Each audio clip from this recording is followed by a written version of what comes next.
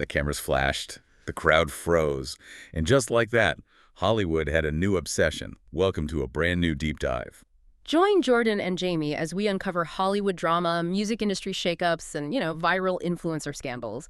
From red carpet surprises to social media controversies, we dive deep into the stories behind the fame. Yeah, and today we're pointing the microphone at the man who usually asks the questions. Yeah. We're answering the headline that is just dominating every pop culture timeline right now, which is, who is Andy Cohen's new boyfriend? It is the ultimate question, and to pull the layers back on this, we've gathered a massive stack of entertainment reporting. We are looking at timelines and exclusive photos from places like TMZ, In Touch Weekly, Reality Tea. Hollywood Life, The Tab, and Reality Blurb are in there too. Exactly.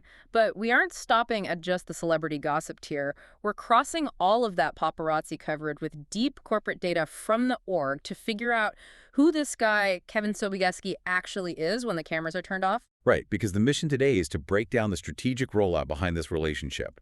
We want to look at the corporate background of this new man and really explore the profound personal shift this represents for the kingmaker of reality television himself. If you are a pop culture learner who loves staying informed on the biggest entertainment stories, but you hate sifting through all that celebrity gossip fluff, you are absolutely in the right place today. We are giving you the context and the why it matters behind these headlines. So let's just set the cinematic stage here. It's Tuesday, June 2nd, 2026. A big day. A huge day. Andy Cohen turns 58 years old. And instead of, throwing a private walled-off party at some secluded Hamptons estate or renting out a secretive VIP room somewhere. Which he totally could do. Right. He could easily do that. But instead, he goes to Via Carota in the West Village of New York City. Oh, wow. Yeah. And look, for anyone outside of the five boroughs, you need to understand that Via Carota is not just a place to get fantastic Italian food. It is essentially a glass box. It really is. It's the premier runway for high-profile New Yorkers who actively want to be seen. I mean, you do not accidentally end up in the lens of a paparazzi camera leaving Via Carota. No, absolutely not. Stepping out the front door of that specific restaurant is a very deliberate, highly calculated act of public relations. Right. And when Andy walked out, fingers laced together with a very handsome new man, every single visual element was coordinated to send a clear, undeniable message. Oh, the outfits were incredible. They really were. Andy was wearing this tan off-white cream suit with a soft pink shirt, and his partner provided the perfect visual anchor in a traditional dark tailored suit paired with a crisp, pale white button-down. The visual contrast there, it just screams power couple, it's polished, it's intentional, and it immediately triggered what the internet refers to as the hard launch. The hard launch, yes. Right, and a hard launch is basically when a public figure removes all ambiguity.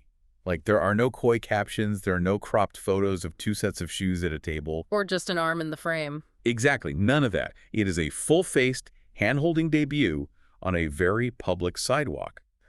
But, and this is where it gets interesting, the timeline of this romance did not actually begin on that Tuesday night in the West Village. No, it didn't. TMZ actually threw a massive wrench into the narrative almost immediately after those birthday photos went viral. Wait, what did they do? Well, TMZ published a set of previously unseen photographs dated April 10th. And these were taken down in Miami, Florida. Okay. And these images show a completely different aesthetic and a totally different energy. I mean, there are no tailored suits, no famous New York sidewalks, no blinding camera flashes. It's just a totally different vibe. Exactly. It's just Andy and this new man looking incredibly relaxed, very handsy, and just smiling together in the bright sun. And sources actually confirmed to multiple outlets that they had been privately dating for several months prior to that New York birthday dinner. See, that is fascinating. We are basically seeing the architecture of reality television being flawlessly applied to real life. Oh, for sure. Because this is the textbook distinction between a soft launch and a hard launch. Like, the Miami trip is the soft launch. You travel to a different city, you dress down, and you just let the relationship breathe in a semi-public space. It gives you plausible deniability. Exactly, the ultimate luxury in Hollywood. Because if the chemistry fades after a few weeks, well, those Miami photos just become a forgotten weekend getaway with an unnamed friend. Right. A soft launch just acts as an emotional testing ground.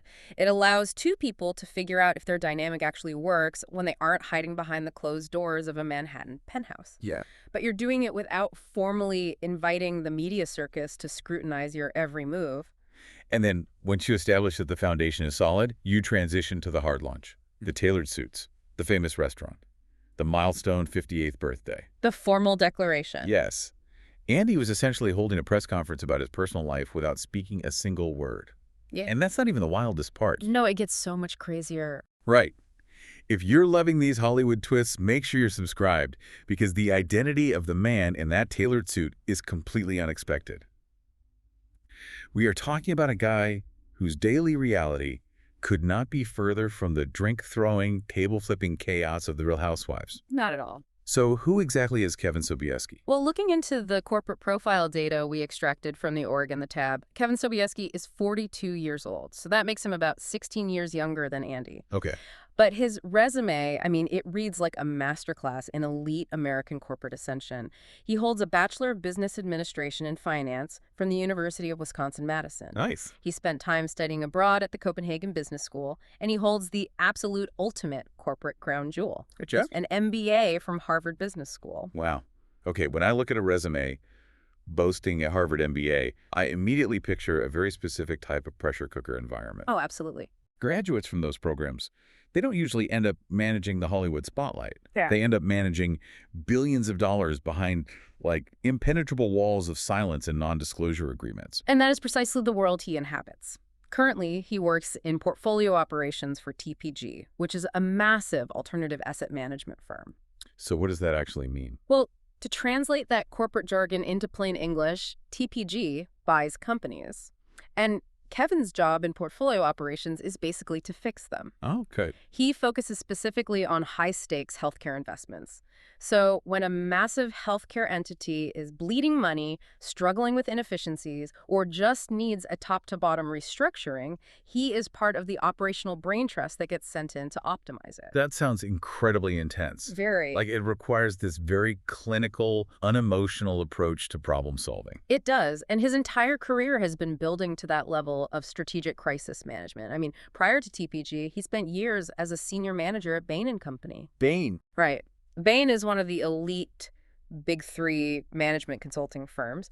That's where you are basically renting out your strategic brain to Fortune 500 companies facing existential threats. That is a serious pedigree. Yeah, and he also handled financial analysis at General Mills, directed major transformation initiatives at Newell Brands, and served as a portfolio operating executive at McAndrews & Forbes. Okay, let's actually pause on that McAndrews and Forbes era, because the reporting highlights a specific massive win that shows exactly how Kevin operates under extreme pressure. Yes, the RX Saver story. Right. Between 2018 and 2022, he led a company called RX Saver. And he guided that company to massive revenue spikes right in the middle of the COVID-19 pandemic disruption. Which was not an easy time for any business. No, not at all. But he eventually orchestrated its sale to GoodRx in April 2021. The mechanism driving that success is just fascinating when you break it down. RxSaver is a platform designed to offer prescription drug discounts to consumers. So when the pandemic hit in early 2020, millions of Americans lost their jobs almost overnight. And in the United States, as we know, losing your employment usually means instantly losing your employer-sponsored health insurance. Which is terrifying. Exactly. Suddenly, you had a massive population of terrified people who were desperate for affordable medication. And Kevin was at the helm of a company perfectly positioned to solve that sudden consumer crisis. Yeah, he had to navigate just a sheer logistical nightmare, like an explosion in demand. Yeah, he had to stabilize the platform, meet that demand, and turn that momentum into an incredibly lucrative acquisition by GoodRx. Okay, so I am picturing a guy navigating pandemic healthcare crises, sitting in high-tension boardrooms at Bain, and managing alternative assets at TPG. Right, a very serious guy. All this requires absolute discretion, ironclad NDAs, and a highly conservative, polished public image. And I'm really trying to reconcile that with Andy Cohen. It's a contrast, for sure. Andy is the ringmaster of a televised circus. His entire brand is loud, messy, unfiltered drama. Doesn't an asset management executive risk their professional credibility by holding hands with the king of reality TV gossip? You know, it seems like a massive contradiction on paper. You would expect a high-level finance executive to run for the hills the second a TMZ camera flash goes off. Exactly, fearing it would undermine his authority in the boardroom. But the reporting from Hollywood Life and In Touch Weekly reveals a crucial piece of Kevin's romantic history that totally recontextualizes his ability to handle fame. Wait, really? Yeah. Kevin already knows exactly how to handle the collateral damage of dating a massive creative talent. From 2018 to 2022, he was actually in a 4-year relationship with Benj Pasek. No way. Benj Pasek. Yes. Okay, for anyone whose Spotify Wrapped isn't dominated by musical theater, Benj Pasek is one half of the legendary songwriting duo Pasek and Paul. Huge names. He is the Oscar and Tony-winning composer behind cultural juggernauts like Dear Evan Hansen, La La Land, and The Greatest Showman. I mean, he is absolute, undeniable Broadway royalty. He really is. And dating someone at the absolute pinnacle of the entertainment industry provides its own kind of grueling education. Oh, I bet. For 4 years, Kevin accompanied Benj to intense, high-stakes opening nights in London and Los Angeles.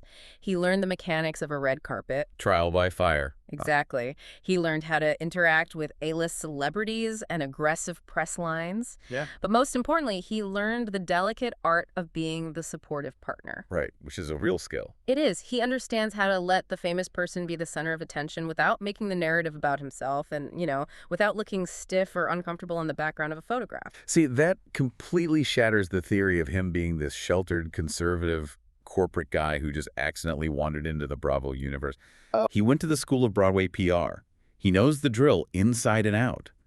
If you can survive the opening night of a highly anticipated musical, you can absolutely handle the paparazzi outside a birthday dinner at Via Carota. Without a doubt. But what is truly surprising about this timeline is that Andy and Kevin didn't just meet on a dating app 3 months ago. Oh, they didn't? No. According to Deep Dives from The Sun, these two have actually known each other since at least 2020. Wow, okay. Yeah. During the early days of the pandemic lockdown, they both participated in a virtual, star-studded fundraiser called the Saturday Night Cedar. That is wild. They've been circling the same orbit for 6 years. It was a slow burn. A very slow burn. Later in the episode, we'll talk about the shocking twist nobody saw coming regarding Andy's personal life that finally made this timing click.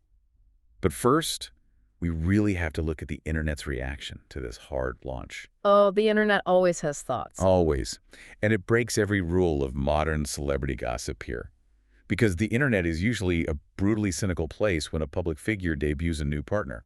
Oh, they tear people apart. The immediate collective instinct is to dig up dirt, find problematic old tweets, or accuse the newcomer of being a clout chaser, looking for a springboard to fame. Right. Yet the consensus surrounding Kevin Sobieski is remarkably glowing across the board.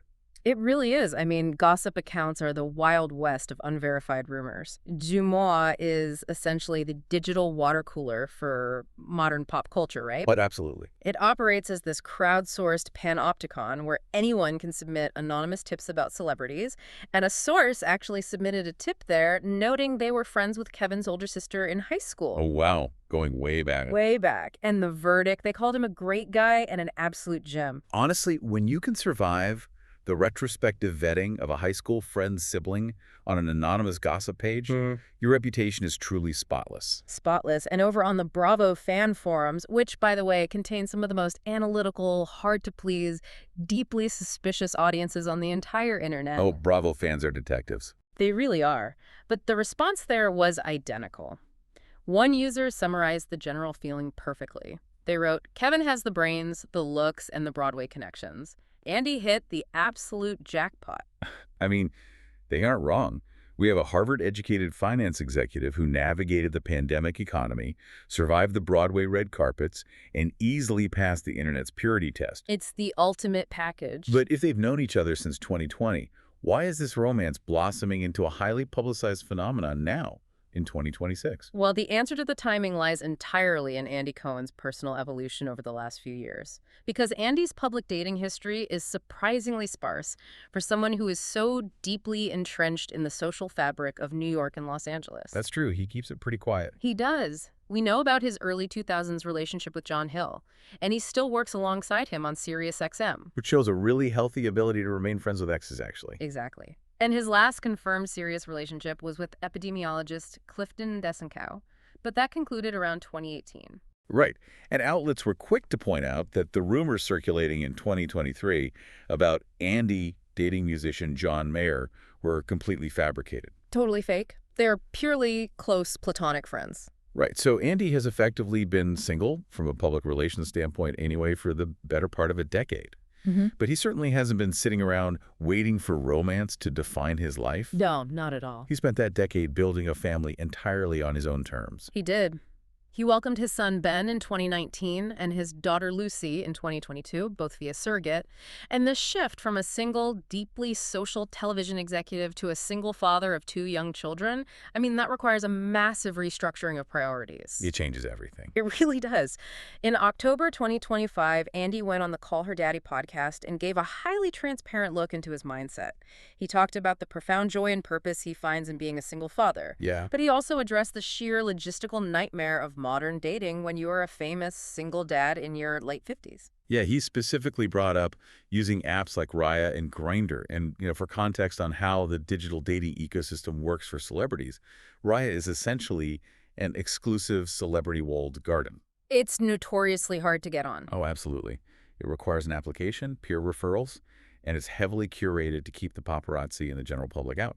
Grindr, on the other hand, is kind of the opposite. Right. It's a location-based, immediate platform heavily focused on proximity and rapid connection. So Andy joked about navigating both of these extreme environments, making a very poignant observation. What did he say? He said in the dating pool, you meet people you want to sleep with, and you meet people you want to date. But his ultimate goal was to find the rare person he wanted to both date and sleep with. Finding that overlap is difficult enough for anyone, but the reporting included a highly emotional detail that raises the stakes of Andy's search significantly. Oh, this part got me. Yeah, Andy shared that his young son Ben recently looked at him and said, "I want another daddy." That just breaks your heart in the most beautiful way. It really does. But it also completely rewires your psychological approach to dating. You are no longer just swiping on Raya looking for a fun dinner date, a fleeting romance, or like a +1 to a glittering industry event. No, the stakes are way higher. You are auditioning someone for the role of co-parent. You are actively searching for an expanded family unit. And Kevin Sobieski offers a very specific kind of grounded energy that perfectly fits that new, highly demanding requirement. Yeah. Think about it. Andy's entire professional ecosystem requires him to manage unpredictable, explosive personalities. He sits in a chair and mediates hours-long screaming matches at Real Housewives reunions. Literally absorbs chaos for a living. He absorbs that chaos for a living. He cannot bring that erratic energy back to a household with 2 young children. Kevin's background in portfolio operations is literally about stepping into chaotic situations and creating structure, stability, and calm. Stay tuned and hit that subscribe button so you don't miss what's coming next, because this dynamic introduces a massive paradox about the future of Bravo itself. It really does. We started this deep dive looking at the invisible boundary between reality television and real life. Andy Cohen built a multi-million-dollar empire by mining other people's romantic misery, their divorces, their infidelity, and their messy public breakups. He's the chief architect of the chaos. He sits behind the glass in the control room, asking the probing questions, watching the cast members self-destruct for the sake of unparalleled entertainment value. Now, the architect is stepping out from behind the glass. He's stepping directly into the glare of the paparazzi, flashes alongside an incredibly stable, functional, highly educated partner. Yeah. He has seemingly found the kind of healthy, quiet, mutually supportive relationship that would honestly make for terrible reality television. It is a profound psychological inversion of everything his network represents. Seriously. When your own personal life is finally peaceful, structured, and fulfilling, does your appetite for orchestrating other people's drama begin to wane?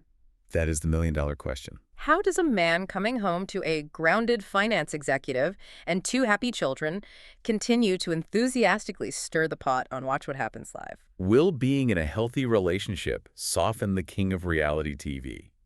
That is the paradox we want you to chew on today. It's definitely something to think about.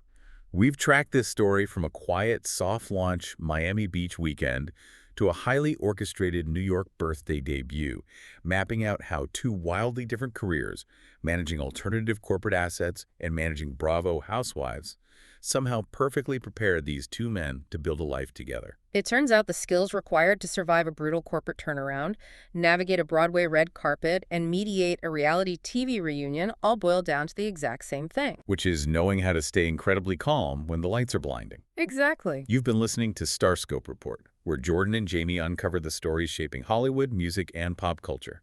Thanks for tuning in, and don't forget to subscribe for more stories that keep the stars shining.